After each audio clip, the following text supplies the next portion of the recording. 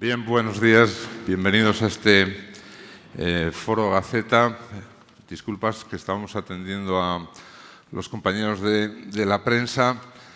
Desde luego es que es un tema que ha levantado mucha expectación, un tema muy importante para Salamanca, el que vamos a abordar hoy. Desde luego hay pocos proyectos hoy en la actualidad con tanta trascendencia como el Corredor Atlántico para el futuro de Salamanca.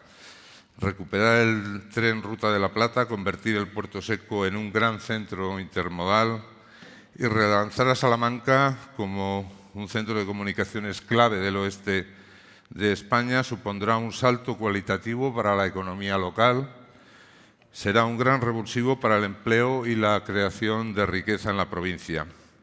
Y sin embargo, las instituciones públicas, la sociedad civil, los salmantinos en general, creo que no acabamos de tomar conciencia de la relevancia del mayor plan de inversiones previsto para las próximas décadas en Salamanca. No se trata ya de una quimera ni de un sueño, porque las autoridades europeas han decidido volcarse con el Corredor Atlántico y ya están en marcha fondos millonarios para hacerlo realidad. La Unión Europea prevé destinar 40.000 millones de euros para fomentar la conectividad y el Gobierno de España dispone ya en los presupuestos de este año de alrededor de 3.000 millones de euros para poner en marcha nuevas infraestructuras. Sobre las oportunidades y las consecuencias para Salamanca y Castilla y León de este esperanzador proyecto europeo vamos a hablar hoy en este Foro Gaceta titulado El Corredor Atlántico y el transporte intermodal, organizado por el periódico y el Consejo Económico y Social de Castilla y León. Contamos para ello con representantes de los consejos económicos de esta comunidad autónoma y de Extremadura, así como con la participación de uno de los centros de transporte más afectados por las futuras inversiones y de una de las empresas salmantinas líderes en el sector del transporte. Están hoy con nosotros el presidente del Consejo Económico y Social de Castilla y León, Enrique Cabero Morán, la presidenta de la Red Transnacional Atlántica y del Consejo Económico y Social de Extremadura, Mercedes Vaquera, el presidente de Grupo Andrés, Eustaquio Andrés, y el gerente del Centro de Transportes de Salamanca, Cetramesa, David Sánchez Estefan. Vamos a escuchar en primer lugar a Enrique Cabero. Pueden plantear por escrito preguntas a cualquiera de los ponentes, disponen de tarjetas en sus mesas para plantearlas por escrito y pasárselas a las azafatas para que yo se las plantee al final de sus intervenciones. Así que, Enrique, te invito a empezar cuando quieras. Muchas gracias, Julián Ballestero, director de la Gaceta.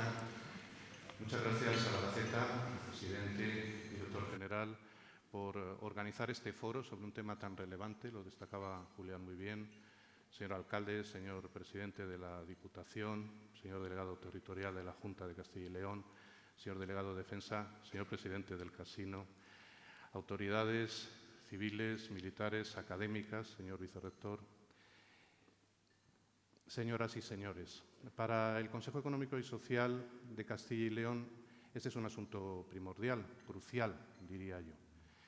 Poder estar en una mesa hoy aquí, en Salamanca, en este espléndido marco, acompañado de la presidenta del Consejo Económico y Social de Extremadura, que es además, como ha dicho Julián Ballestero, presidenta de la RTA, de la red, que ahora describiré en qué consiste, y querida amiga, y también de trabajos y fatigas, y con dos referentes de lo que es nuestro ámbito empresarial en esa plataforma intermodal en el Puerto Seco, como Eustaquio Andrés y su gran iniciativa empresarial, o el gerente de Cetramesa, esa entidad impulsada por el Ayuntamiento, con David Sánchez Estefan. Bueno, Fernando Rodríguez podría decir mucho de estas cosas, que se las sabe muy bien. Es una satisfacción. Hay representantes de las organizaciones del CES aquí presentes, también de su grupo de enlace, y lo conocen bien. ¿Por qué es importante hablar ahora? ¿Por qué hay que dar una ocasión a la información detenida sobre esta materia? Por varias razones. Voy a ser muy sintético. La primera es la oportunidad que nos ofrece el debate, el replanteamiento, la transformación del sector del transporte, de la logística a nivel nacional e internacional. Y me atrevería a decir a nivel continental y mundial.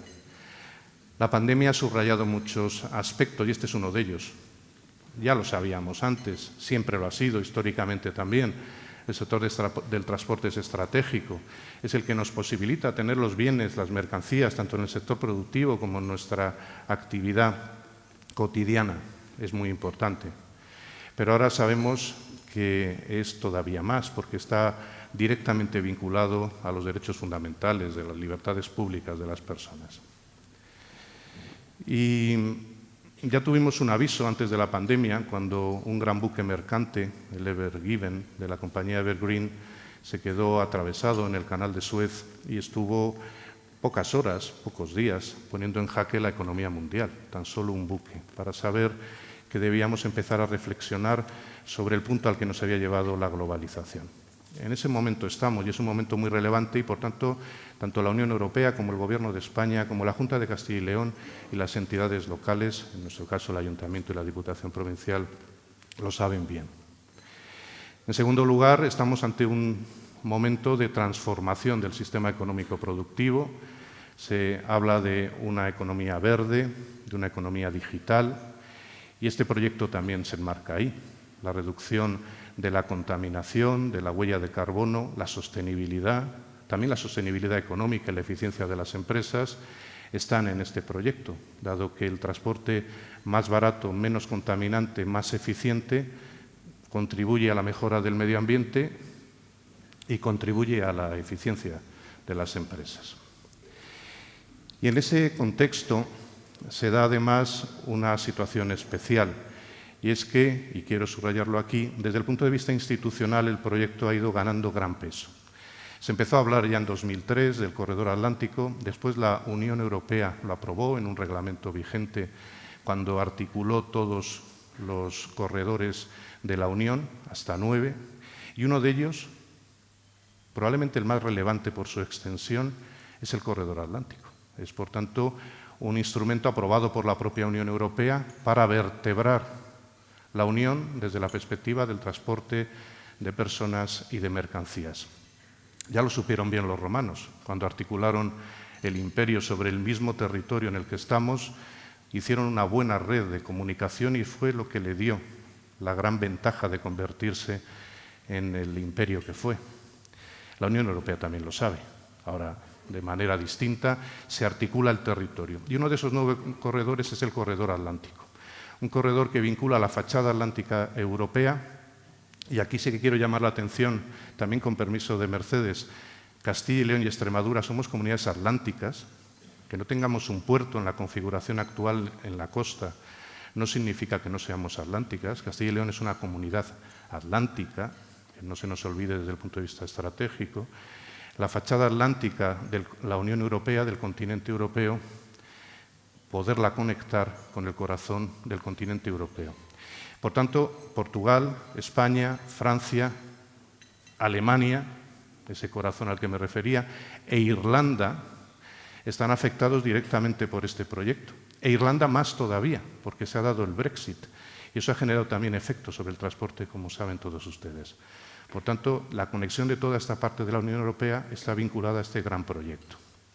Las instituciones europeas lo están impulsando, se ha revisado el reglamento, permitió en su momento incorporar toda la zona noroeste de la península y vincularlo al Corredor Atlántico y ahora estamos en otra fase de revisión que se acabará aprobando en este año, en 2023, hasta 2022 hubo propuestas al respecto y que precisamente ha habido una novedad reciente y es que el pasado 13 de abril se aprobó una enmienda, la enmienda 66, en la Comisión de Transporte y Turismo del Parlamento Europeo, incorporando planteamientos que se habían hecho desde la RTA, desde los Consejos Económicos y Sociales, en un documento que redactamos y aprobamos desde aquí, desde Castilla y León, desde Extremadura, y el Grupo Popular Europeo, apoyado por los liberales, propuso y después la Comisión aprobó esa enmienda que tendrá que ir al Pleno próximamente para incorporar, entre otras cosas, esa vinculación del corredor con la Vía de la Plata, que no es tanto recuperar la antigua Vía de la Plata, sino generar una nueva Vía de la Plata, porque las exigencias técnicas son diferentes, naturalmente. Por lo tanto, tenemos a las instituciones europeas muy implicadas, al Gobierno de España también. Por fin se ha creado la oficina del comisionado del Corredor Atlántico, se ha nombrado a un comisionado recientemente, por lo cual hay un interlocutor y hay un órgano relevante para poder articular el plan director, para poderlo impulsar, y la Junta de Castilla y León también.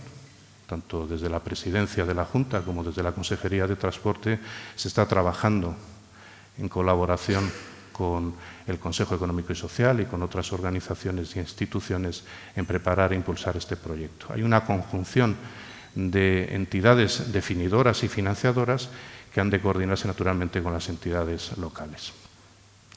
Y por último aspecto que quería destacar, tenemos por primera vez una financiación cierta para un proyecto, lo decía muy bien Julián antes, que es un proyecto de los más relevantes que tenemos ahora, si no el que más, de inversión pública y de colaboración público-privada.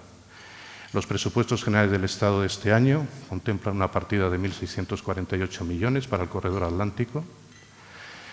Los fondos, además de transformación y resiliencia, también pueden ser aplicados, en torno a 1.400 millones. Y en la estimación que hace el Ministerio de Transportes, para poder ir cumpliendo los plazos, a los que ahora me referiré muy brevemente, podrían quedar una inversión de unos 16.000 millones que se tendrían que ir incorporando desde los presupuestos del Estado, con la ayuda también de otros fondos europeos, como Conectar Europa, por ejemplo, u otros fondos vinculados al desarrollo. No es, por consiguiente, un sueño ni un proyecto que, como lo hemos oído mucho, no se va a convertir en realidad, sino que desde los consejos económicos y sociales estamos convencidos de que se va a hacer realidad y pronto.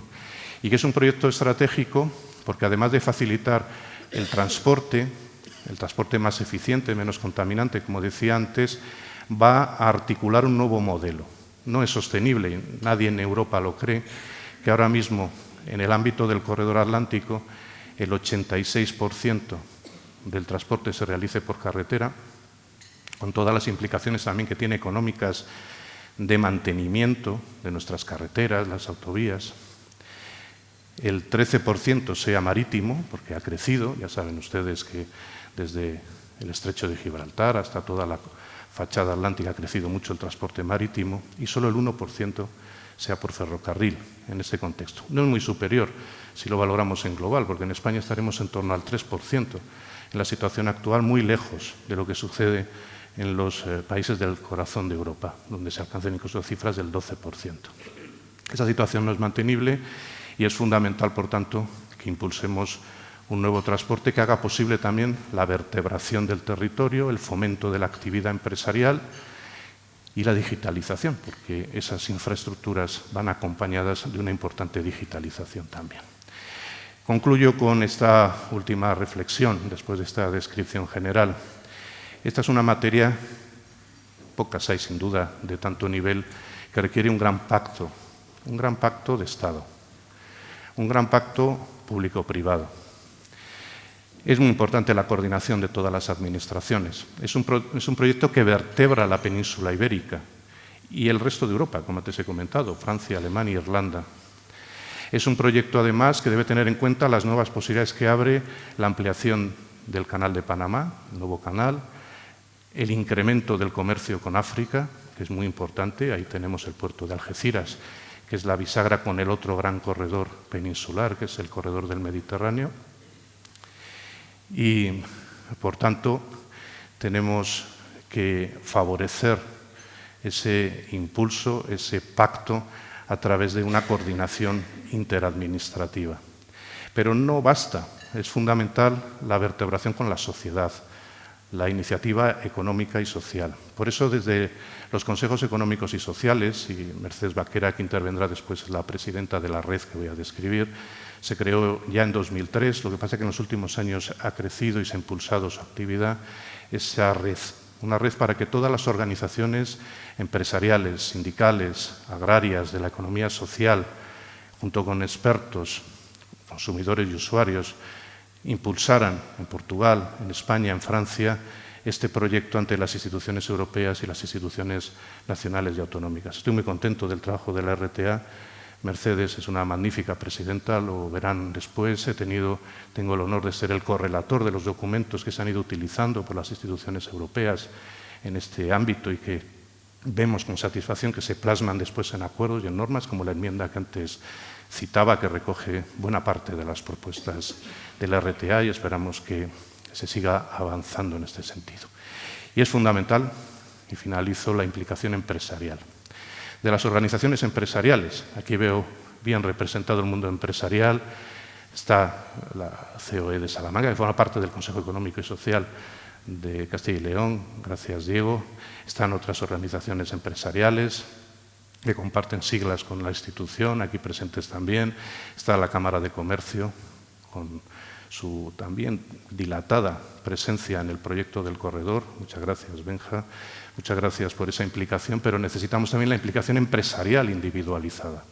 Al final, este va a ser un gran proyecto de inversión pública, lo está siendo ya, con resultados y con utilización. Y quien va a utilizar realmente esa red, ese corredor, van a ser las empresas, con su productividad, con la distribución de sus productos, con la generación de nueva actividad, con la captación también de los componentes o de las materias que se necesitan para el proceso productivo. Por tanto, desde el punto de vista de la economía productiva en los distintos sectores, desde el punto de vista también del turismo, porque estas infraestructuras sirven para que circulen personas, desde el punto de vista de la investigación y del avance, de que sea muy importante también la presencia de la Universidad de Salamanca, puesto que este proyecto tiene una parte muy importante de innovación tecnológica, de inversión. Desde todos los puntos de vista tenemos que trabajar conjuntamente y demostrar que este es un gran ejemplo y una gran oportunidad para esa tan hablada de ella, pero a veces difícil de impulsar, economía de colaboración público-pública y público-privada.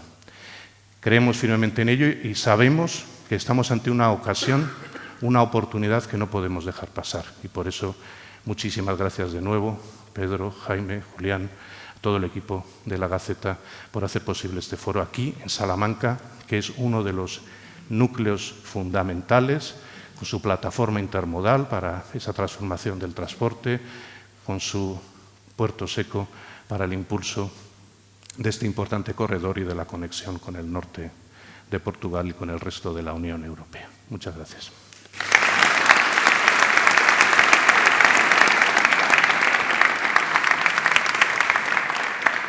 Sí, gracias, Enrique. Voy a dar paso ahora al gerente del Centro de Transportes de Salamanca, Cetramesa, David Sánchez, cuando quieras.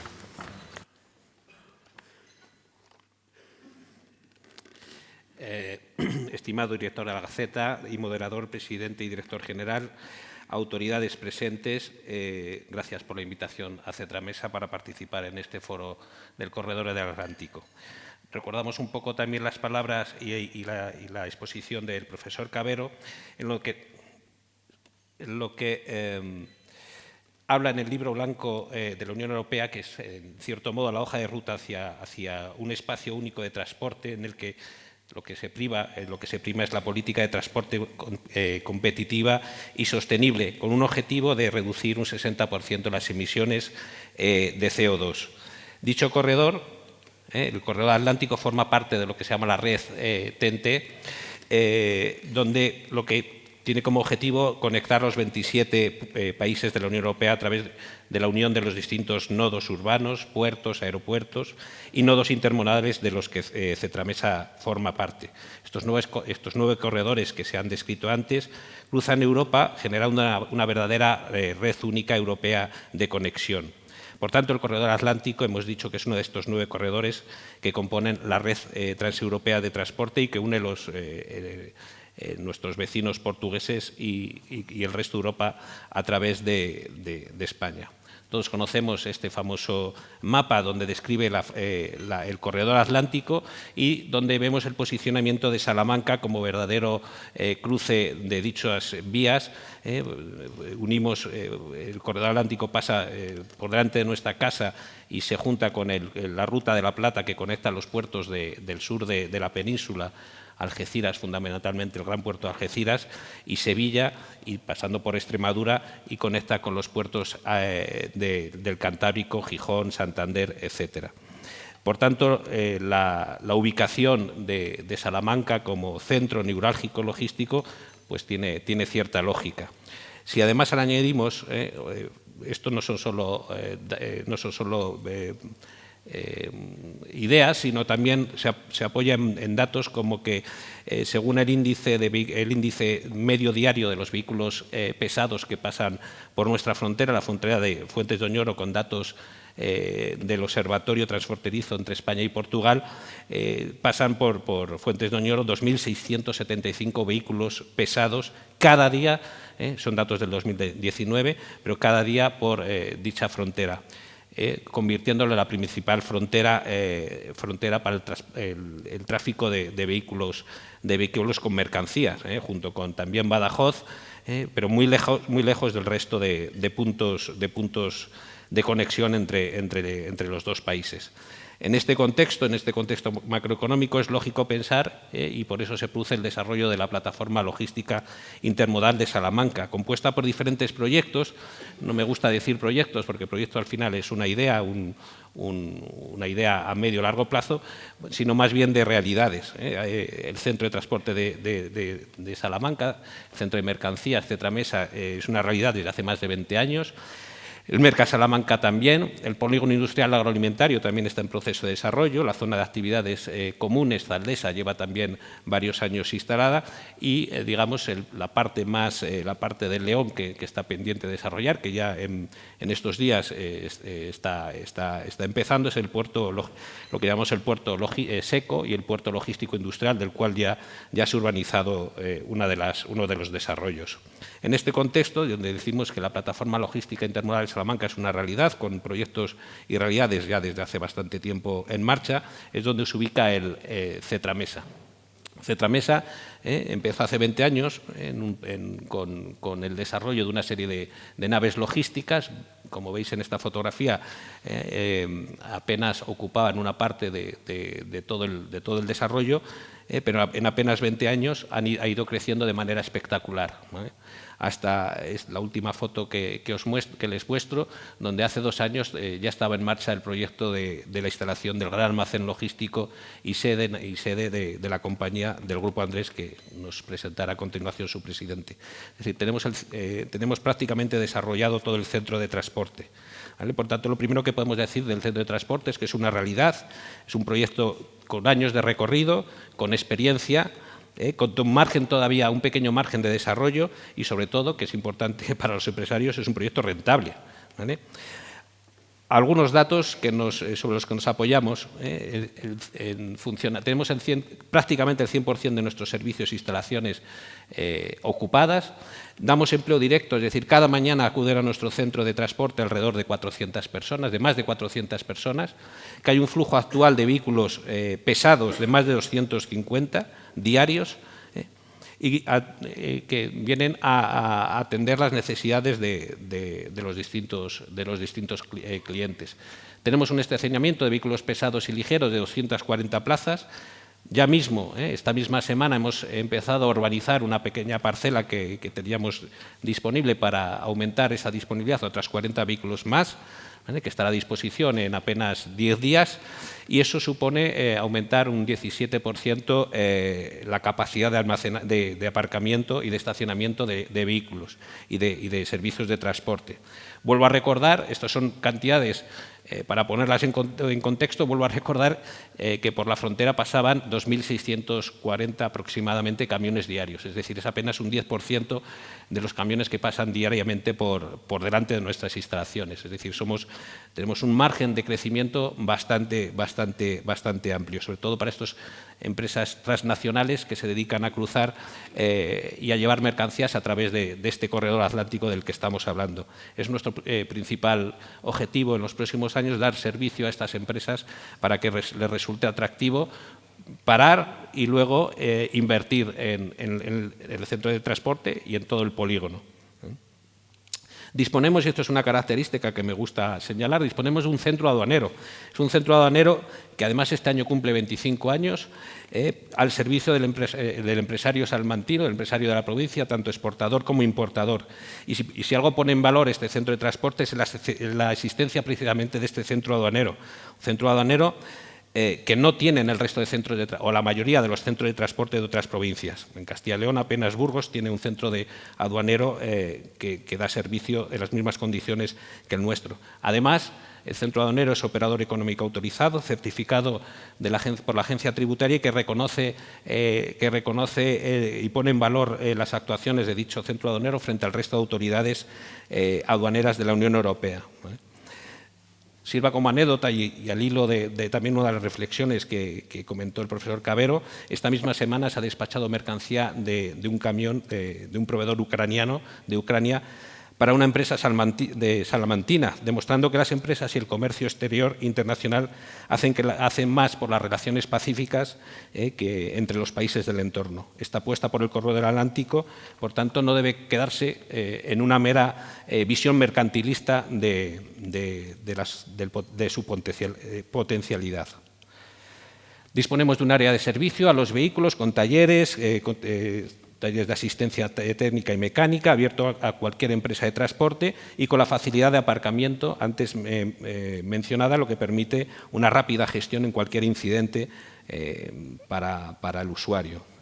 Disponemos de un área administrativa, de comercial y de restauración, con oficinas de diferentes tamaños en función de las necesidades de cualquier empresa o particular que necesite de las mismas. Son oficinas modulables y de distintos tamaños. Evidentemente, disponemos de naves destinadas a actividades logísticas.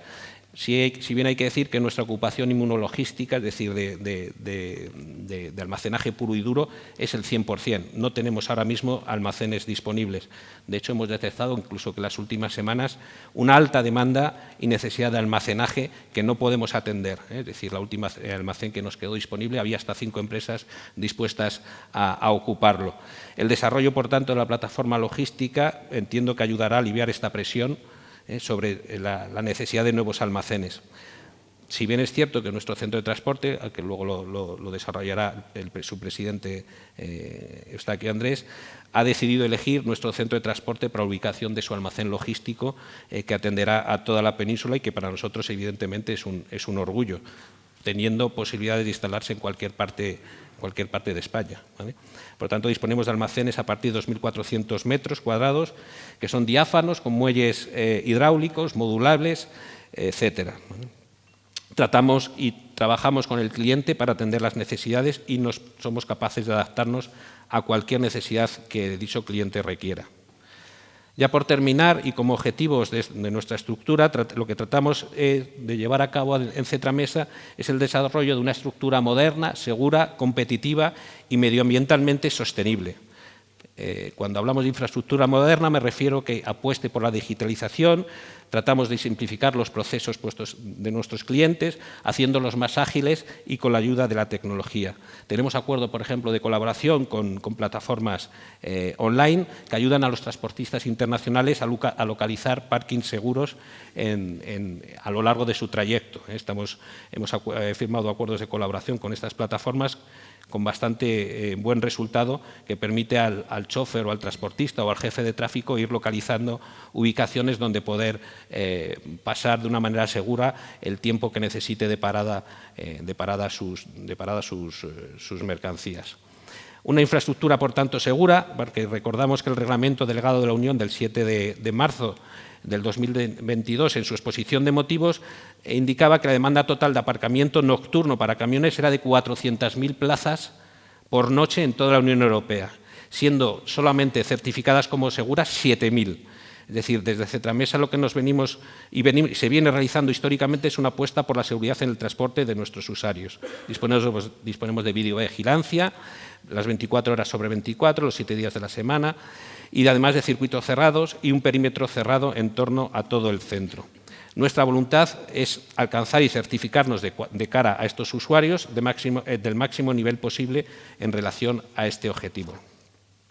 Hablamos también de una infraestructura competitiva en precios, evidentemente, porque nuestros clientes al final lo que tratan a su vez es ser competitivos, pero también competitiva en servicios, ¿vale? Acceso al transporte intermodal, sabemos dónde estamos, es decir, en una plataforma de intercambio intermodal de modos de transporte, facilitar el acceso a este intercambio, ¿vale? Y adaptable a todas las necesidades de nuestros clientes.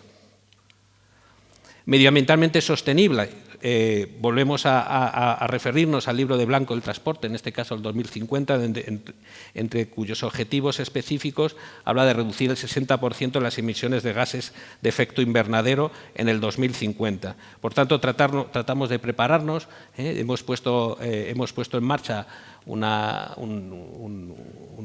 instalación de gas natural licuado, en breves días se inaugurará una electrolinera. Tratamos también, tenemos una instalación de placas solares que cubre prácticamente todos los tejados de nuestras instalaciones y actúan incluso de marquesina para los vehículos. Por tanto, tratamos de ser autosuficientes en el consumo de la energía. Trataremos también, evidentemente, de certificarnos, es decir, demostrar, al final la certificación sirve un poco para eso, para demostrar en el mercado de que lo hacemos y de que somos capaces de ello. En definitiva, lo que trataremos es de mejorar la calidad de trabajo y de vida de nuestros clientes, de nuestros usuarios y de los centros y de los trabajadores del centro que acuden cada mañana. Y retomando un poco y haciendo mías las palabras de un colega director de la plataforma logística de Salamanca, lo que tratamos evidentemente es dar servicio, servicio y servicio, ¿vale? Porque realmente es lo que pensamos que nos va a distinguir de cara al resto de centros de transporte, ¿vale? Muchas gracias.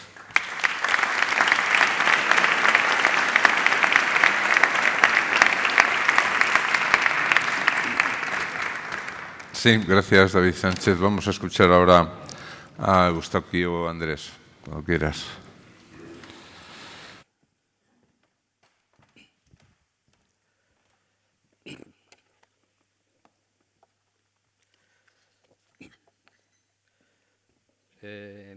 Buenos días a todos, autoridades, empresarios, amigos.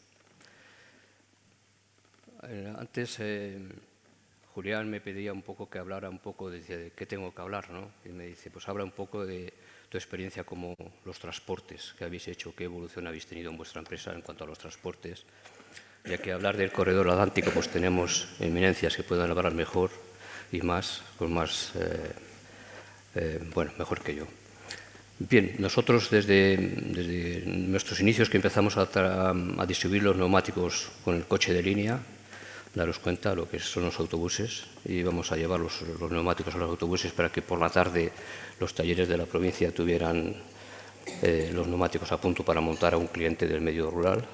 Desde ahí a lo de hoy ha llovido poco, pero ha pasado mucho tiempo. Desde esa época prehistoria ya, pues pasamos un poco a lo que hicimos inmediatamente después, ya 20 años más para adelante, hicimos un sistema innovador en el que algún socio y amigo que está por aquí también hoy, pues nos ayudó a montar una plataforma logística en Portugal para hacer una experiencia de lo que podía ser. Estamos hablando del año 86, cuando se abre el mercado común, cuando nos abrimos con Portugal. Entonces, era una plataforma, un almacén logístico que estaba completamente vacío, no teníamos nada.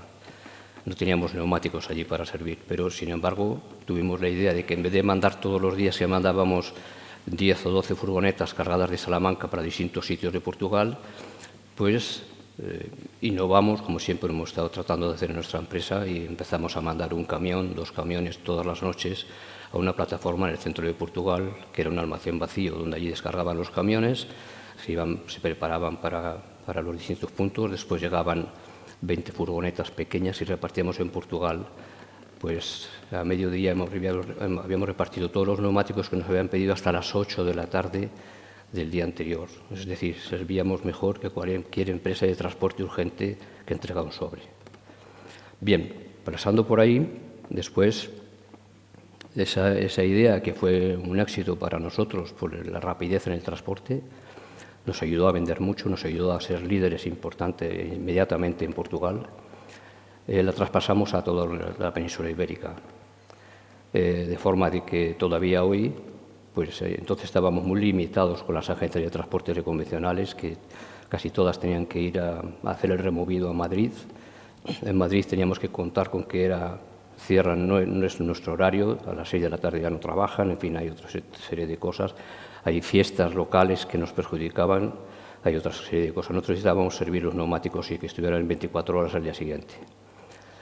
Por tanto, esta experiencia de Portugal la llevamos a todas las comunidades de la península y están funcionando todavía hoy. En algunas ya, puesto que lo que requiere el cliente, que no tiene ningún stock, no tiene almacén propio, se fía de lo que nosotros estamos sirviendo continuamente, y como lo hacemos rápido, pues le hemos enseñado a que no tengan stock.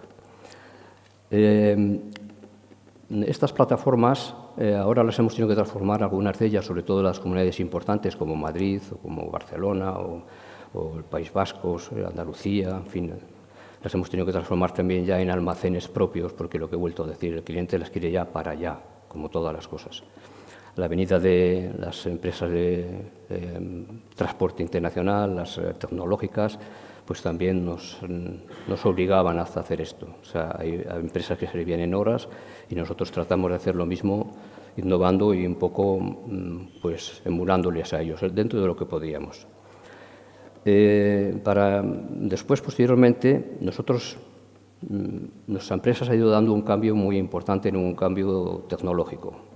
O sea, nuestra empresa ya no es una empresa de distribución de neumáticos, es una empresa tecnológica. O sea, nosotros podíamos estar vendiendo frigoríficos porque lo que hacemos es distribuir y sabemos distribuir.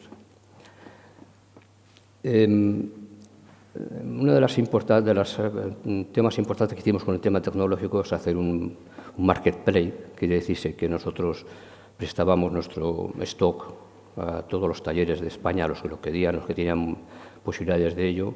Incluso nuestra empresa propia también del grupo tuvo que instalar más de 300 páginas web a nuestros clientes importantes, porque no tenían ni página web todavía, para que ellos pudieran disponer de nuestro stock y podérselo mostrar a todos sus clientes.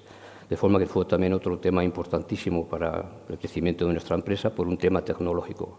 Nos adelantamos a los demás, esto hace ya más de 18 años que plantamos esto. Hoy tenemos un marketplace, digamos, reversible. O sea, ya no solamente estamos haciendo que vean nuestro stock los demás, sino que nosotros también estamos viendo stock del fabricante mundial o de los otros distribuidores, digamos, del centro de Europa o distribuidores importantes. De forma que lo que estamos viendo con estas empresas tecnológicas, digamos, para que nos entendamos todos, por ejemplo, Amazon, pues dice, oiga, compramos unas zapatillas y resulta que esta tarde las tenemos en casa. ¿Esto cómo es? Bueno, pues no es que nos manden las zapatillas desde Barcelona o desde China, sino que hay una empresa, seguramente salmantina, donde tiene contacto y convenio con ellos, que ha cogido las zapatillas y nos las sirven en 2 horas. Esto es lo que está ocurriendo. Bien, nosotros esto estamos innovando continuamente, como hemos dicho, lo que podemos por lo menos, y estamos con la conexión con todos estos fabricantes y distribuidores. De forma de que nuestro stock, nosotros vendemos todos los días muchísimo por la página web, en toda Europa, pero también compramos a todos estos y nos estamos, digamos, beneficiando de la cercanía. Por ejemplo, el fabricante hoy, para que nos demos cuenta, el fabricante está para fabricar. Para distribuir, desde luego, no lo saben hacer. Además, las multinacionales todas son, digamos, una tortuga para esto. O sea, las decisiones que toma la multinacional son muy lentas, muy... digamos, hay que pasar por un montón de departamentos. Cuando quieren tomar la decisión, nosotros lo hemos ganado ya. Por decirles un dato, la Renault mismo, aquí mismo de Valladolid, una empresa de aquí, pues necesita, un proveedor le ha fallado y necesita 50.000 neumáticos para esta semana para sacar los vehículos que tiene allí. Pues los pide a otro proveedor, hay una rotura de stock, ya no tienen, se los dan a Renault, por ejemplo, hay una rotura grande de stock y se queda el mercado nacional desabastecido, el mercado de reposición. Bueno, pues nosotros, esta multinacional que he dicho que son tortugas en el aspecto, digamos, interior, pues tarda mucho tiempo en volver a poner en fabricación este tipo de lo que se ha quedado con un corte de suministro, y nosotros simplemente con nuestros amigos que tenemos en Centro Europa tenemos mañana por la mañana o pasado mañana 2 camiones o 4 o 10 de esa misma medida que se ha quedado el fabricante y servimos al mercado nacional. Pero llega mucho más la colaboración. Por ejemplo, estos fabricantes están diciendo ya dónde tienen los neumáticos más cerca. O sea, los neumáticos, por ejemplo, de Castilla y León, de los fabricantes, los estamos sirviendo nosotros muchas veces, a cuenta de este marketplace. ¿Por qué? Porque estamos cerca del cliente y podemos hacer las cosas mejor que ellos. Y es el mismo fabricante el que nos está diciendo servirle a este cliente nuestros neumáticos y después os los reponemos a vosotros. Bueno, al final, como he dicho, esto es ya es un empresa tecnológico. ¿Quién iba a decir que en nuestra empresa tendríamos algún matemático? Yo decía que para qué, o algunos estadistas, precisamente es para las cifras, para saber todo esto, dónde están los neumáticos en cada momento. En este momento lo que estamos haciendo, incorporando ya nuevas técnicas, es que a un cliente al que le hemos vendido una cantidad de neumáticos de una medida determinada, pues por ejemplo en Málaga, pues resulta que tenemos un convenio con este cliente, lo hacemos. Y si un cliente de Málaga nos pide 2 neumáticos para esta mañana y nosotros en nuestro almacén de la comunidad no los tenemos, o está a 200 kilómetros de allí porque lo tenemos en Sevilla y a lo mejor cuando llegan a Málaga es mañana o por la tarde, sin embargo nuestro cliente nos lo va a dejar los 2 neumáticos, se los llevamos en 2 horas a un cliente de Málaga, porque tenemos hasta ese tipo de conexión y podemos ver hasta ese tipo de almacén y ese convenio que tenemos nosotros con clientes a los que le hemos vendido. Exactamente igual, reversible, para cuando ese cliente necesite algo estaremos dispuestos en Barcelona, en Madrid o en Sevilla, o donde tengamos delegación para poderle servir con rapidez. Bien, aquí enlazamos un poco ya con el puerto seco, que me lo han dejado libre para que yo hablara un poquito. Nosotros, nuestra empresa va a ser una gran beneficiada del puerto seco, pero no solo entre nosotros, todas las empresas de Salamanca. O sea, esto... Es verdad que necesitamos más tejido industrial para poder llevar a cabo todo esto, para que estas infraestructuras tan importantes, tan fuertes, tanta inversión millonaria, sigan luego para adelante y no se queden ahí un poco paradas, ¿no? El puerto seco nos va a beneficiar a todos los empresarios. Vamos a tener opciones de que, primero, no solamente de que sea más rapidez y más económico, sino que el empresario le va a tener la oportunidad de poder controlar los tiempos de los contenedores, de las cargas y las descargas, que hoy nos es muy difícil controlarlo a 600 o 700 kilómetros, que es donde está el puerto. Seremos nosotros los que podamos controlar todos estos tiempos. Después también otro tema importante como los costos. Nosotros descargamos, según ha dicho antes en Cetramesa, en Citicesa, en la aduana de Salamanca, descargamos unos 2.000 contenedores por año. Imagínese lo que esto es lo que supone. Nosotros un contenedor vacío un contenedor lleno que viene desde el puerto de Valencia a Salamanca, después de la pandemia, nos cuesta 2.000 euros. Un contenedor que viene a Salamanca, descargamos y se va vacío para allá. Después, nosotros si tenemos un plan de descargas desde Salamanca y que no nos va a fallar, conseguiremos que esos contenedores vengan por tren directamente a Madrid y de Madrid a Salamanca. No nos importa que en vez de tardar 12 horas con un camión tarde 24 o 48, porque tendremos un plan perfectamente preparado para descargas, y sin embargo el costo puede ser 600, 700 euros. O sea, no solamente eso.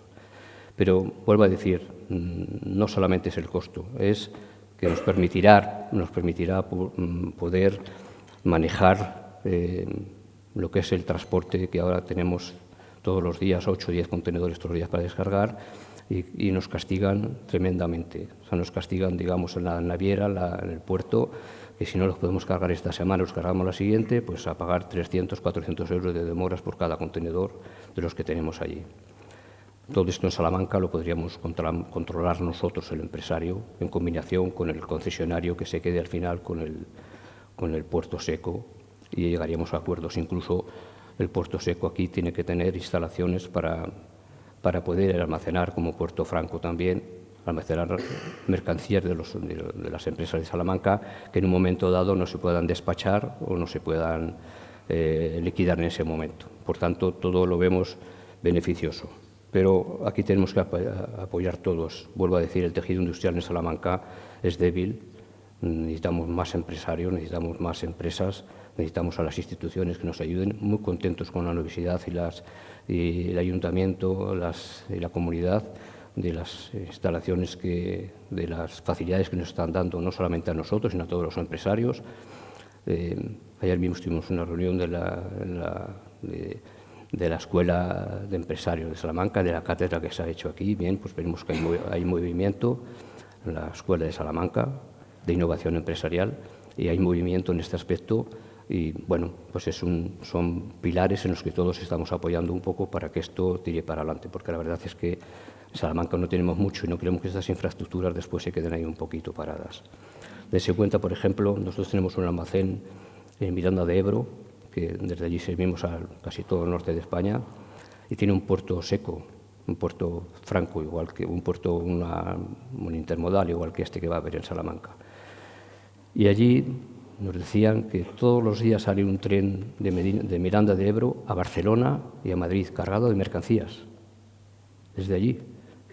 O sea, las facilidades que nosotros podríamos tener desde Salamanca para poder distribuir nuestras propias mercancías por tren, simplemente para llevarla a nuestros almacenes. No hace falta porque el transporte por tren no es lo que necesita nuestro cliente hoy, pero sí para reponer nuestros almacenes, o sí para ayudarnos a esa distribución. Bueno, pues nada más, no les quiero entretener más, he contado un poco la historia y nada más. Muchas gracias.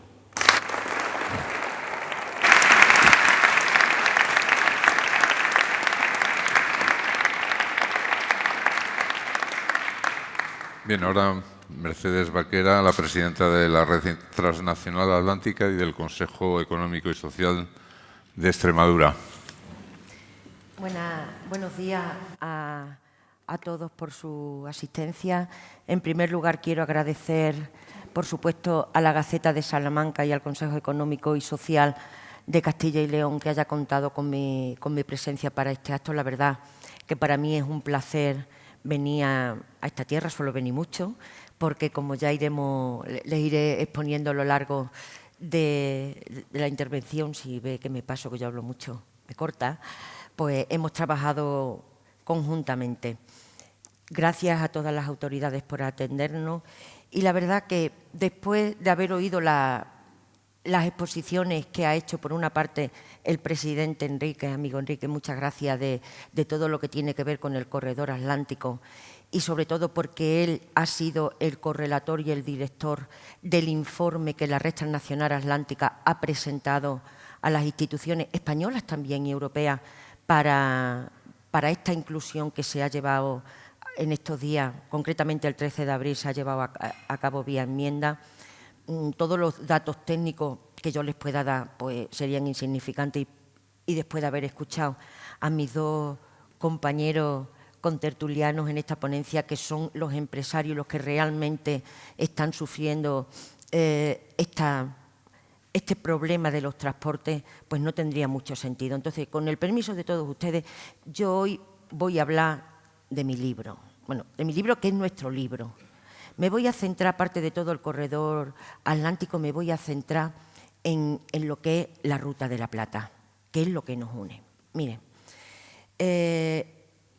nosotros, y hablo nosotros desde la Red Transnacional Atlántica, que como bien ha dicho Enrique, somos los representantes de los agentes económicos y sociales de todas las regiones que conforman la vertiente o el espacio atlántico. Decir que representamos a los agentes económicos y sociales, decir que representamos a todos, eso tiene un gran peso, eso tiene una gran representatividad.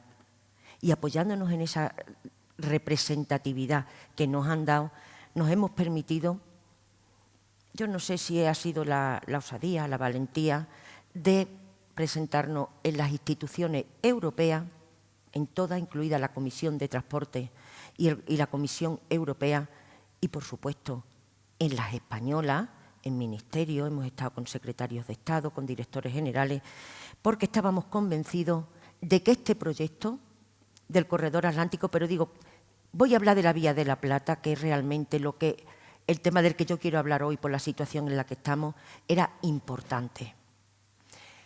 Desde la Red Transnacional Atlántica, como ya hemos dicho, empezamos en el 2016 a ver la situación que tenían nuestras regiones. Ya le digo que los consejos económicos y sociales de Extremadura y Castilla y León hemos estado siempre muy unidos, hemos trabajado conjuntamente mucho. En aquel momento estaba como presidente Germán Barrio, de quien quiero reconocer también el trabajo y el que sigue colaborando con nosotros. Y posteriormente, pues nuestro compañero Enrique, que es el que ha llevado el peso de este informe. Nosotros hicimos un análisis de la situación que había, porque realmente, ¿qué diferencia hay entre la parte norte de Cáceres y la parte sur de Salamanca? Si tenemos los mismos problemas. ¿Qué problemas más importantes tenemos? Transporte, comunicación, despoblación, que estamos abandonados. Es una pena. Abandono de nuestros jóvenes es una pena, pero es la realidad. Por eso consideramos tan importante, para poder solucionar un problema tenemos que saber de dónde venimos y dónde estamos. Y yo no quiero recordarles que desde los años 80 y más concretamente en el 85, el tema de las infraestructuras ferroviarias se empezaron a ver no como un uso globalizado, sino como un factor economicista. Desaparece la Ruta de la Plata, otras rutas más y, por supuesto, algunas se dejan en abandono, que ya están viendo ustedes cómo tenemos la red ferroviaria. ¿Y eso qué consecuencias ha tenido? Más despoblación, menos tejido empresarial, es decir, una serie de circunstancias que hacen que nuestras regiones fueran perdiendo población, fueran perdiendo capacidad productiva y que nos lleven a la situación que estamos.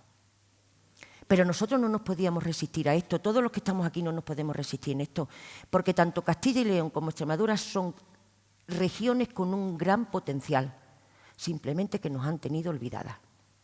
A lo mejor más a nivel nacional, pero a nivel europeo, les quiero recordar que en 1987, cuando aparecen los fondos FEDER, se hace una clasificación de 6 tipos de regiones en función del nivel de renta, donde se pretendía la cohesión social, la menos despoblada. Y esos fondos FEDER, en todos esos tipos de regiones que hacen nuestras comunidades, están incluidas. Se pueden acoger a cualquiera de ellas. Entonces, ¿dónde estaba el problema? Bueno, pues en hacer ver a todas las instituciones, empezando por nuestras propias regiones, siguiendo por nuestra propia nación, incluso convenciendo a nivel europeo de que somos imprescindibles. Y somos imprescindibles. Miren ustedes, el eslabón que queda pendiente del corredor atlántico para unir Algeciras con el norte de Europa es precisamente esta parte de la Vía de la Plata. El eslabón que queda pendiente para unir, y cuando hablo de Algeciras estoy hablando de África, el eslabón que queda pendiente para unir América con el resto de Europa es Extremadura, Castilla y León. Desde Badajoz por la parte de Sines y desde la parte castellana por la parte, para poder unir Oporto con el resto de Europa. ¿Somos importantes o no? Yo estoy totalmente convencida. Y más convencida estoy ahora desde que Europa nos ha aceptado esta enmienda. Miren, Este problema que tenemos de despoblación, este problema que tenemos de falta de tejido empresarial, de competitividad, es lo que ha convencido a Europa y a este proyecto. El proyecto lo tienen colgado y las propuestas las tienen colgadas tanto en los CES de Castilla y León, en el de Extremadura, en la plataforma de la Red Transnacional Atlántica. Pues bien, como les digo, con ese proyecto nos hemos ido a las instituciones españolas, a los ministerios y a las instituciones europeas. Y la verdad que cuando, ya le digo que he venido muchas veces, y sobre todo desde que estamos en la RTA, he venido muchas veces a Castilla y León, a muchos actos del Consejo Económico y Social y de otras cosas, y a veces cuando yo hablaba del corredor atlántico, me iba con la sensación de que estaba vendiendo humo, que era algo que estaba ahí, que hablábamos, pero que era como una utopía. Y no le voy a decir que realmente yo misma he tenido esos altibajos. A veces estabas arriba porque veía que podía ser y otras veces íbamos a las instituciones europeas, creían en nuestro proyecto. Vale, pero si creen, ¿por qué no tira para adelante? ¿Qué es lo que falta? ¿Qué es lo que hay? Pues bien, y otras veces pues, hemos estado abajo. Había dos fechas fundamentales que ha sido donde más nos hemos concentrado, viendo la revisión que la red la TEN-TET, la red de transportes europeos, iba a hacer sobre esta inclusión de nuevas redes, que era diciembre del 2022. ¿Por qué? Porque en este año 2023 es cuando se va a determinar y se va a actualizar el nuevo reglamento de transportes europeos. Hasta el 2022, hasta diciembre del 22, los países miembros tenían la oportunidad de hacer propuestas para incluir nuevos tramos. En el año 2022 hemos trabajado mucho. Hemos estado por todas las instituciones europeas, por la Comisión Europea. Y todos lo veían claro, pero no acababa de llegar. Y perdíamos nuestra ilusión. Aquí han trabajado muchas instituciones, mucho apoyo. ¿Y qué ha pasado el 13 de abril? Que a pesar de que veíamos el tema un poco negro, para que no lo vamos a ocultar, vía enmiendas, se aprueba la inclusión del tramo, de muchos tramos, más concretamente ha sido el 90% de las propuestas que ha hecho la Red Transnacional Atlántica, donde están representados todos los países, le voy a hacer nuevamente hincapié, todas las regiones atlánticas de Portugal, España, Francia, ya con el Brexit no tenemos Inglaterra, pero sí que hay representaciones de una parte de Irlanda y un informe que repito y al que quiero dar la enhorabuena y agradecer, dirigido por Enrique Cambrero. Pues vemos que esas enmiendas, esas propuestas que se habían hecho vía enmiendas se recogen, lamentablemente no al 100%, lamentablemente no como queríamos, pero sí al 90%. Y aunque nosotros solicitábamos en la red básica, cuando hablan de red básica y red ampliada, estamos hablando de plazos, no los quiero liar, porque quiero quedar las cosas claras. Nosotros queríamos para el 2030. Nos anda para el 40. No quiere decir que tenga que estar en el 40, que tiene que estar antes del 40. ¿Qué quiere decir eso? Ahora mismo tenemos un montón de fondos, como bien se ha comentado aquí. Ahora mismo el horizonte de los fondos temporales están hasta el 2027. Empecemos a trabajar en ellos. A hacer uso de esos fondos que tenemos ahí. Por eso les decía que es una gran noticia, pero es una noticia que realmente yo no era como esperaba, ni los colaboradores que están con nosotros, que iba a suceder esto. Porque desen cuenta que es Europa la que está creyendo en nosotros más que nosotros mismos, más que nuestro propio gobierno nacional y más que nuestras propias comunidades. Es decir, nos han dicho, creemos en este proyecto para la integración y la cohesión europea y estamos convencidos de que funcione y se lo vamos a dar. Es decir, la decisión ha venido de arriba a abajo, cuando lo suyo es de abajo arriba. ¿Por qué ha sucedido esto? Yo, después de mucho reflexionar y de ver, yo estoy convencida de que la unión hace la fuerza. Y ahí se ha presentado un documento donde todos los representantes de los agentes económicos y sociales de Europa, de todos estos países que le he dicho, hemos presentado un documento firmado por todos y consensuado. Si todos estamos de acuerdo, no hay nada que discutir. ¿Por qué no tenemos, y le hago una reflexión, ¿por qué no tenemos un documento español? En esta lucha por unas infraestructuras europeas no vale ir cada uno por nuestro lado. Está demostrado que si todos pedimos esa conexión, esa unión, el proyecto va a tirar para adelante, ya nos lo han demostrado en Europa. Por eso les digo que ahora mismo estamos en un momento crucial, perdimos el tren del 2022, tenemos ahora la opción de conseguirlo en el 2023. Ahora, antes de que acabe este mes, esta enmienda será aprobada por el Pleno, que no tiene que tener ningún problema. Posteriormente será nuestro Gobierno el que la acepte y jugamos a nuestro favor con la situación de que en el segundo semestre de este año, que es cuando se debatirá ya en la Comisión definitivamente, vamos a tener la presidencia de la Comisión Europea. Por eso le digo que muchas veces me he ido de los sitios creyendo que vendemos humo, pero ahora no estamos vendiendo humo. Ahora ya está reflejando un documento europeo. Ahora nos queda a nosotros 2 puntos.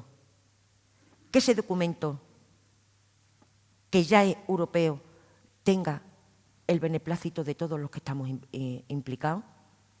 Y, por otra parte, seguir trabajando para ese hasta 2040 sea hasta 2030 o 2035. Yo realmente estoy convencida de este proyecto, estoy convencida de las ventajas de la Ruta de la Plata y del Corredor Atlántico, porque realmente tenemos unas comunidades, tenemos unas regiones que, aunque no nos lo creamos, son vitales para el desarrollo no solamente de nuestras comunidades y de nuestro país, sino, por supuesto, de toda la Unión Europea. Muchas gracias y siento si me he alargado, disculpen. Está bien.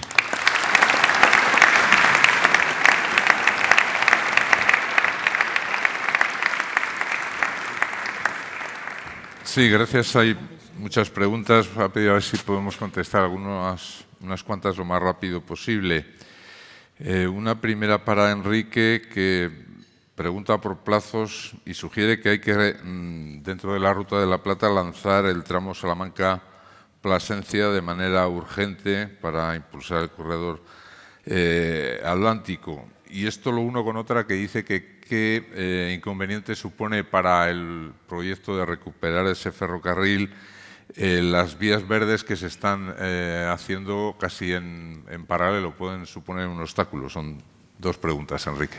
Los plazos los marca la Unión Europea. Como decía Mercedes Vaquera, depende de qué tramos. Hay una red básica, que es la red corazón o central o nuclear, es la que pasa por Salamanca, por cierto, que la Unión Europea marcó el año 2030 para que estuviera disponible. Una red básica extendida, que es la que se ha ido incorporando con las últimas modificaciones para las que la Unión Europea ha marcado el 2040. Estas son fechas máximas, lo que pasa que ciertamente, sobre todo para 2030, hay que ponerse a trabajar rápidamente, ¿no? Y la red global, que es la que puede después articular incluso las conexiones entre corredores para 2050. Esos son los plazos marcados por la Unión Europea. En el caso del corredor atlántico, también para la red básica, es imprescindible que se apruebe lo antes posible un plan director conjunto. Es muy importante, por ello, el trabajo que se ha de realizar con el comisionado del corredor atlántico para marcar las características y la fecha lo antes posible, porque estamos ante inversiones públicas y hay que aprovechar los fondos que existen tanto en los presupuestos generales del Estado como en la Unión Europea para poder ejecutar las obras. En relación con los corredores verdes no hay ningún problema, porque antes decía, realmente no se está recuperando, no se propone desde la red de los consejos económicos y sociales o desde ahora el Parlamento Europeo la recuperación de la antigua Ruta de la Plata férrea, porque no serviría. Además, han pasado muchos años y ciertamente hay tramos que son inutilizables y otros no son convenientes porque tienen excesiva pendiente o no se adaptan a las exigencias europeas actuales desde el punto de vista tecnológico y técnico. Por tanto, hay que hacer una nueva Ruta de la Plata. No es una mera reutilización de algo que ya no existe, porque seguro que muchos de ustedes han visto en qué estado se encuentran aquellos tramos que mantienen la vía férrea, otros tramos ya ni siquiera la tienen, el trazado no es el mismo que se hizo en su momento y no serviría porque en aquel momento se hacían pendientes y curvas con arcos distintos de los que se exigen en la actualidad. Estamos pensando además, como bien decía Eustaquio antes, en trenes que tienen una longitud mayor de los que tenían los trenes históricos, por tanto hay que adecuar desde el punto de vista técnico y tecnológico todo el modelo para que sea una red avanzada, moderna y sirva para lo que realmente queremos. No entrarían en conflicto, por consiguiente. Sí, gracias. Para David hay un par de preguntas sobre los problemas de tráfico de acceso a Cetramesa, al centro de transportes, tanto por la comarcal, la CL 517, también hay problemas de tráfico en la Nacional 620, en otros tramos también que afectan a este centro de transportes de Salamanca. Hay soluciones previstas, es lo que plantean, y por otro lado, si hay posibilidad de ampliar el centro que ahora mismo, como has comentado, está ya colapsado completo, ¿no? Bueno, empezando por la segunda pregunta, que quizá pueda responder mejor. Hay proyectos para ampliar el centro de transporte. Tenemos que ver exactamente, tenemos que crecer en dos áreas: el establecimiento de aparcamiento para vehículos pesados y nuevas capacidades de almacenaje. En cuanto resolvamos quizá el problema del aparcamiento, podamos destinar esas zonas de aparcamiento que ahora se están ocupando para construir nuevas naves. Entonces, tenemos que dar una nueva solución y buscar terrenos para la necesidad de aparcamiento que tenemos. Tenemos varias ideas, pero bueno, tenemos que estudiarlas. En relación a las rotondas, pues efectivamente nuestros usuarios sufren la configuración que hay a nivel de red de viaria. Estamos pegados a la autovía, bueno, se nos ve perfectamente, pero se tarda mucho tiempo en llegar a nuestras instalaciones, hasta el propio centro.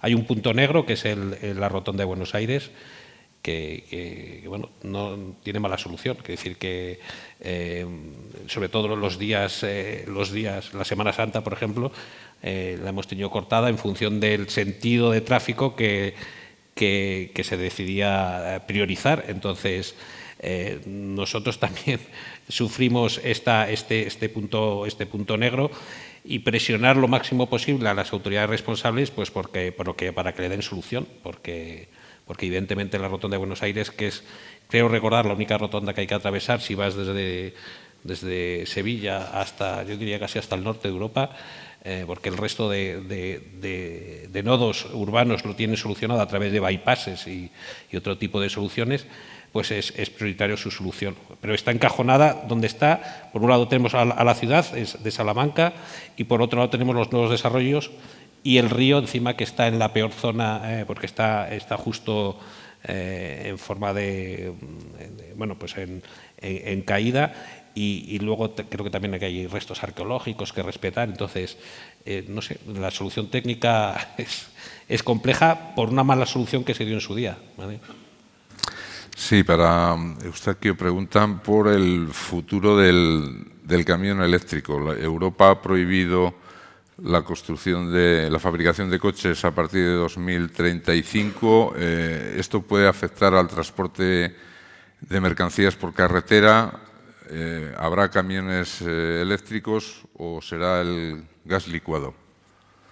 Bueno, lo que está claro es que estamos en una plena evolución y también incertidumbre de lo que está ocurriendo. Todavía no sabemos cómo funcionarán exactamente y cuál será el medio más adecuado. Estamos seguros de que hay que cambiar este sistema, de que desde luego tiene que ir con unos motores de propulsión distintos a los de combustibles que hay hoy, pero pensamos que el eléctrico será una solución, pero todavía nos faltan muchísimas infraestructuras para poder llegar ahí. La autonomía de los camiones pues no es la suficiente. Un camión no puede estar parando cada cierto tiempo para reponer y para cargar. Pensamos que el gas licuado también es una solución a medio plazo, pero esto no nos implica que hay que buscar un medio que no sea tampoco contaminante. O sea, no está claro todavía un poco la movilidad del transporte. Igual como en el transporte, en el turismo sí que podemos tener ya una decisión con el coche eléctrico, pero sin embargo en el transporte no lo hay también, porque lo que tenemos es que utilizar gas sólido también, pero que no contamine. O sea, si traemos los gases al final, con un buque desde Estados Unidos congelado y lo que consume y lo que contamina un barco, pues al final no sé lo que estamos haciendo. O sea que hay que buscar unos sistemas con equilibrio. Sí. En relación con este asunto, el transporte por carretera tiene muy distintos niveles. Naturalmente, aquí hay personas que saben muchísimo más que yo y casi no me atrevo ni a hablar. Me mira Feltrero a ver qué voy a decir. Tenemos la distribución última milla, último kilómetro, tenemos distintos tipos de vehículos y ahí se puede ir jugando. Es verdad que lo decía muy bien Eustaquio, no sabemos bien el desarrollo tecnológico cómo va a ir, pero sí sabemos bien una cosa, que para el transporte de determinados productos a media y larga distancia, el camión eléctrico es el ferrocarril. Esto siempre lo dice Germán Barrios, que antes citaba Mercedes, el anterior presidente del CES, que ha trabajado y trabaja mucho en este proyecto. Yo lo recibí de él cuando tomé posesión de la presidencia del CES. El camión eléctrico ahora mismo ya, sin esperar a más desarrollos, es el ferrocarril. Sí, resumo unas cuantas preguntas yo creo que para Mercedes, porque hay más de algún escéptico entre el público. Hay alguno que recuerda el plan Conectar Europa es del año 2011, la red prioritaria de transporte que aprobó el Parlamento Europeo fue en 2013, ya entonces se contemplaban 9 trazados y otros 2 prioritarios, pero aquí seguimos sin comunicarnos con Portugal. Dice, no veo motivos para el optimismo. La pregunta yo creo que es ¿qué es lo que ha cambiado en los últimos años o meses para que podamos rebatir este pesimismo? Bueno, pues han cambiado muchas cosas. En primer lugar, la revisión del reglamento de la TEN-T, que estamos diciendo que se tiene que llevar a cabo antes de que finalice este año 2023. Por lo tanto, efectivamente, la normativa y el reglamento que había anteriormente era del 2015 con algunas adendas que se habían hecho posteriormente, pero la revisión de todo el tema de transporte se termina este año. Por eso decía que había habido una fecha importante que había sido hasta diciembre del año 2022, del año pasado, porque era cuando se podían haber hecho propuestas para las nuevas inclusiones, que se habían hecho fuera de fecha alguna. No quiero poner algún ejemplo, pero bueno, pero legalmente y puestas en plazos oficiales, no digo que el otro sea legal, pero en plazos oficiales tenemos el reglamento, se va a actualizar y va a salir tiene que salir un nuevo reglamento antes del de diciembre del 2023. Como he dicho, nuestra propuesta, digo, de la Vía de la Plata no fue vía propuesta estatal, sino que ha sido recogida vía enmienda, aprobada por unanimidad, que eso es muy importante. ¿Dónde está el optimismo? Que antes no aparecíamos. Nos querían meter en la red global, dicho de otra manera, en un plazo hasta el 2050. Parece que ¿qué optimismo tenemos ahora? Que ya nos han contemplado en la ampliada que es hasta el 40, para los que ya se pueden empezar a hacer. Y cuando digo hasta el 2040, es la parte de toda esta parte del corredor atlántico, en lo que a nosotros nos afecta Plasencia, Astorga.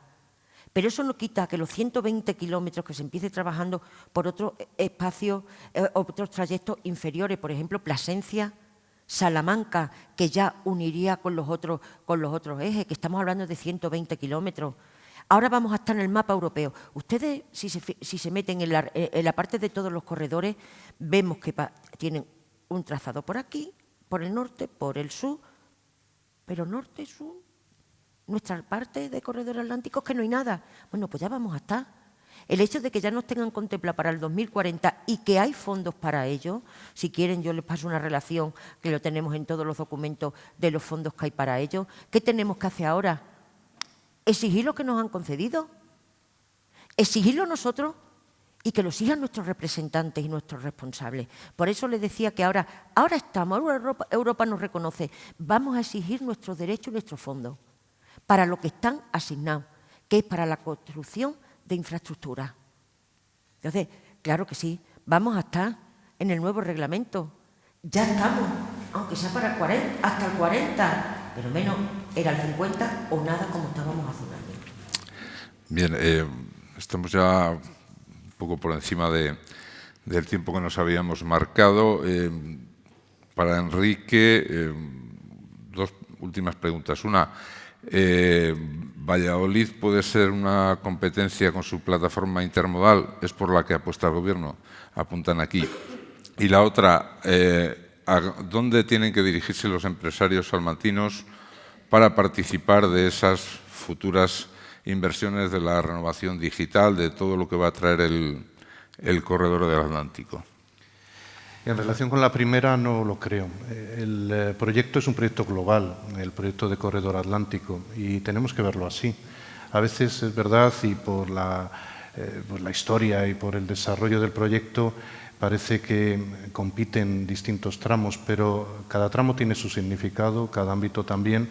Por eso nuestra posición desde el principio, también desde la RTA, es decir, este es un proyecto global y se construye con diferentes infraestructuras que no compiten, sino que se complementan, se retroalimentan y crece, porque así funciona realmente el mundo del transporte y la logística. Lo importante es que esté confeccionado globalmente, que asumamos la reivindicación y la petición de manera conjunta. Este es un proyecto de Estado, un proyecto que articula el Estado, por tanto tenemos que verlo así. A veces se ve algunas iniciativas, yo no las critico porque es razonable que también en diversos territorios se puedan coordinar, pero no podemos perder la globalidad. No me preocupa, al contrario, yo creo que si el proyecto de Valladolid se hace, va a venir bien al proyecto de Salamanca porque responden a finalidades distintas. Creo que, por tanto, que el proyecto cuanto más fuerte sea, más nos va a beneficiar a todos. Por eso es muy importante, lo decía antes, la implicación de todos los agentes económicos y sociales. Antes citaba a las empresas, también de las organizaciones sindicales que forman parte del Consejo Económico y Social de Castilla y León, de Extremadura, de la Red, y que están trabajando mucho desde el ámbito sindical, y agradezco mucho la presencia de los secretarios provinciales, de los más representativos y de algunos miembros del Consejo que forman parte de ese grupo y que están trabajando mucho, y de otros secretarios sindicales de otras organizaciones que, aunque no estén en el CES, están trabajando mucho también al respecto. Y en relación con la otra pregunta, ¿a quién se tienen que dirigir las empresas que estén interesadas en participar? Como es un proyecto amplio, yo creo que aquí las referencias en Salamanca pueden ser el Ayuntamiento y la Diputación, salvo que me digáis otra cosa, para ir completando la propuesta. Lo ha dicho muy bien el gerente de Zetamesa, David, antes. También el propio Consejo Económico y Social de Castilla y León, naturalmente, está recibiendo propuestas permanentemente. La Junta de Castilla y León, que es quien va a coordinar, está coordinando todo el proyecto autonómico en las 9 provincias. La delegación territorial seguro que está encantada de recibirlas para poderlas transmitir a la Consejería de Movilidad.